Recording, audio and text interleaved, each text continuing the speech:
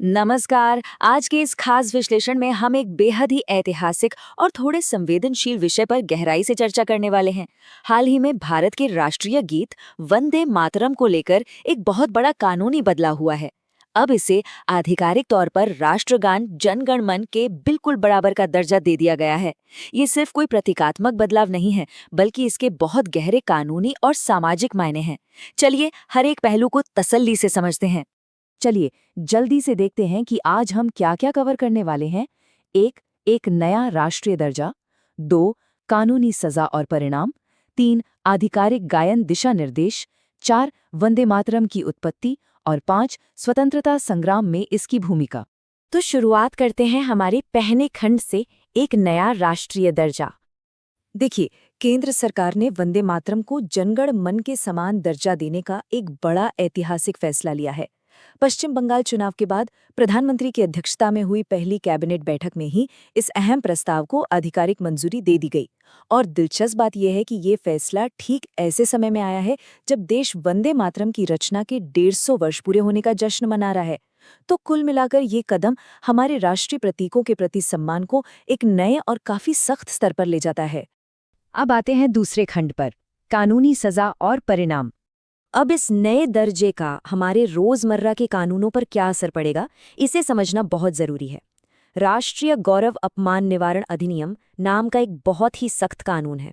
अब तक ये कानून मुख्य रूप से राष्ट्रीय ध्वज, संविधान और राष्ट्रगान के अपमान को रोकता था, लेकिन अब इस कानून की धारा 3 में संशोधन किया जा रहा है ताकि वंदे मातरम को भी इसके दायरे में लाया जा सके। इसका सीधा सा मतलब ये है कि जो सख्त कानूनी पाबंदियां राष्ट्रगान पर लागू होती थीं, वो अब वंदे मातरम पर भी हूबहू लागू होंगी। इस नए संशोधन के बाद सजा के प्रावधान बिल्कुल स्पष्ट हो गए हैं। अगर कोई भी व्यक्ति जानबूझकर वंदे मातरम गाने में बाधा डालता है या किसी भी सभा को इसे गाने से रोकता है, तो ये अब एक दंडनीय अपराध माना जाएगा। ऐसे गंभीर मामलों में दोषियों को 3 साल तक की जेल या आर्थिक जुर्माना या फिर दोनों का सामना करना पड़ सकता है। और सबसे अहम बात सुनिए, अगर कोई व्यक्ति ये अपराध दोबारा करता है तो उसके लिए कम से कम 1 साल की जेल की सजा अनिवार्य कर दी गई है। यानी किसी भी तरह का व्यवधान अब कानूनी तौर पर बिल्कुल भी बर्दाश्त नहीं किया जाएगा। आगे बढ़ते हैं तीसरे खंड की ओर, आधिकारिक गायन दिशा निर्देश। अब आप सोच रहे होंगे कि इसे गाने के नियम क्या हैं? तो देखिए, गृह मंत्रालय की नई गाइडलाइंस के मुताबिक समय का एक बहुत ही सटीक आंकड़ा तय किया गया है। वंदे मातरम के संपूर्ण आधिकारिक वर्जन का समय, जिसमें कुल 6 श्लोक हैं, ठीक 3 मिनट और 10 सेकंड निर्धारित किया गया है। जब भी कोई प्रमुख राजकीय समारोह होगा, जैसे झंडा फहराना या राष्ट्रपति और राज्यपालों का औपचारिक आगमन, तो इसी निर्धारित वर्जन को बजाना अनिवार्य है। इसके अलावा बड़े आधिकारिक आयोजनों के लिए एक नया क्रम भी तय कर दिया गया है। अगर किसी सरकारी कार्यक्रम में दोनों गीत गाए जाने हैं, तो प्रोटोकॉल के अनुसार सबसे पहले वंदे मातरम यानी राष्ट्रगीत गाया जाएगा और उसके ठीक बाद जन गण मन यानी राष्ट्रगान। और हाँ, सर्वोच्च सम्मान के प्रतीक के रूप में वहां मौजूद सभी लोगों को इन दोनों ही प्रस्तुतियों के दौरान सावधान की मुद्रा में खड़े रहना होगा। हालांकि इन सख्त नियमों के साथ कुछ व्यवहारिक छूट भी दी गई हैं। स्कूलों और कॉलेजों में इसे गाने को बढ़ावा देने की बात कही गई है।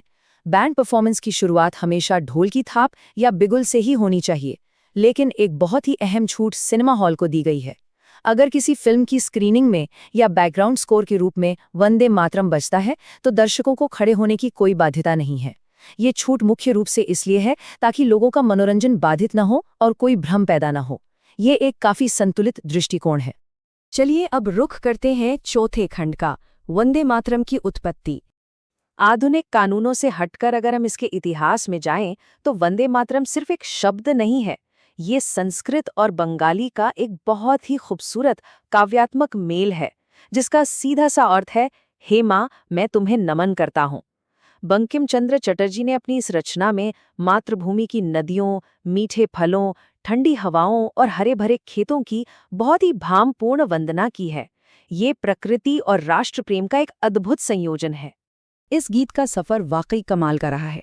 1875 में बंकिम चंद्र चटर्जी ने अक्षय नवमी के दिन इसे लिखा था। फिर 1882 में ये उनके मशहूर उपन्यास आनंद मठ का हिस्सा बना। लेकिन इसका असली सार्वजनिक प्रभाव 1896 में दिखा, जब रविंद्रनाथ टैगोर ने इसे भारतीय राष्ट्रीय कांग्रेस के अधिवेशन में पहली बार अपने स्वर में गाया। 1905 आते आते ये गीत स्वदेशी आंदोलन की आत्मा बन गया और अंततः 1950 में डॉक्टर राजेंद्र प्रसाद द्वारा इसे संवैधानिक मान्यता मिली। एक कविता से लेकर राष्ट्रीय गीत तक का यह सफर बहुत कुछ कहता है। और अंत में 5वां खंड, स्वतंत्रता संग्राम में इसकी भूमिका। आज़ादी की लड़ाई में ये गीत एक शक्तिशाली क्रांतिकारी मंत्र बन गया था। 1905 के बंगाल विभाजन के खिलाफ लाखों लोग इसी गीत को गाते हुए सड़कों पर उतर आए थे। इसका सामूहिक गायन इतना प्रभावशाली था कि इसने ब्रिटिश हुकूमत को अंदर तक डरा दिया था। लाला लाजपत राय, राम प्रसाद बिस्मिल और चंद्रशेखर आज़ाद जैसे महान क्रांतिकारियों को इसी गीत ने प्रेरणा दी। और एक बहुत ही ऐतिहासिक तथ्य ये भी है कि 1907 में जर्मनी में मैडम भीकाजी कामा द्वारा जो भारत का पहला झंडा फहराया गया था, उसके ठीक बीचों बीच भी वंदे मातरम ही लिखा हुआ था। इतिहास के पन्नों में 1937 का साल इस गीत के लिए एक बहुत बड़ा टर्निंग पॉइंट साबित हुआ यूं कि मूल गीत के कुछ श्लोकों में मातृभूमि की तुलना देवी दुर्गा से की गई थी, जिस पर कुछ समुदायों ने आपत्तियां जताई थीं। तब हमारे तत्कालीन नेताओं ने बहुत समझदारी और निष्पक्षता से काम लिया। 1937 के कांग्रेस अधिवेशन में ये तय हुआ कि आधिकारिक राष्ट्रीय गीत के रूप में केवल पहले 2 छंद ही अपनाए जाएंगे। तर्क बिल्कुल साफ था। ये पहले 2 छंद किसी धार्मिक प्रतीक से नहीं, बल्कि सिर्फ और सिर्फ भारत की प्राकृतिक सुंदरता से जुड़े हैं। इस पूरे सफर को संविधान सभा में 24 जनवरी 1950 को डॉक्टर राजेंद्र प्रसाद के एक ऐतिहासिक बयान ने एक मुकाम तक पहुंचाया। उन्होंने घोषणा की थी, वंदे मातरम गीत, जिसने भारतीय स्वतंत्रता के संघर्ष में एक ऐतिहासिक भूमिका निभाई है, को जनगण मन के समान सम्मान और दर्जा दिया जाएगा। इसी एक फैसले ने इस गीत की अमर विरासत को हमारे संविधान में हमेशा के लिए दर्ज कर दिया। तो उद्गम से लेकर इस नए कानूनी दर्जे तक के इस पूरे विश्लेषण के बाद हमारे सामने एक बहुत ही दिलचस्प सवाल खड़ा होता है। ऐतिहासिक श्रद्धा और आज के इन सख्त कानूनी नियमों के बीच ये नया दर्जा इस क्रांतिकारी मंत्र के साथ आम जनता के संबंधों को कैसे बदलेगा? क्या सख्त कानून किसी गीत के प्रति सम्मान की भावना को और गहरा करते हैं, या ये हमारी प्राकृतिक अभिव्यक्ति को बदल देगा? ये सोचने वाली बात है। आज के इस विश्लेषण से जुड़ने के लिए बहुत बहुत धन्यवाद।